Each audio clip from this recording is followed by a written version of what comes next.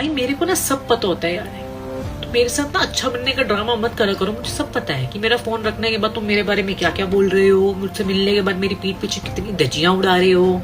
ठीक है, तुम मुझे एक आंख देखकर खुश नहीं हो। ठीक है, मेरी बुराइयां ही बुराइयां करे जा रहे हो लोगों के साथ बैठ बैठ के, मैं इतनी नेगेटिव हूँ। तो प्लीज मेरे साथ ये अच्छा बनने का दिखावा मत करा करो, क्योंकि मुझे पता लग जाता है, चाहे वो कोई भी हो। हाँ हाँ, तू बहुत अच्छी है। अच्छा, तो प्लीज मुझे सब पता है, ठीक है ना, कि मैं तुम्हारे लिए कैसी हूँ। तो इसीलिए यार उतना करो जितना मैं भी ना हलक से नीचे उतार पाऊं, जितना मुझे भी डाइजेस्ट हो जाए। इतना मत करो कि मैं थू कर दूं नीम की तरह, ठीक है।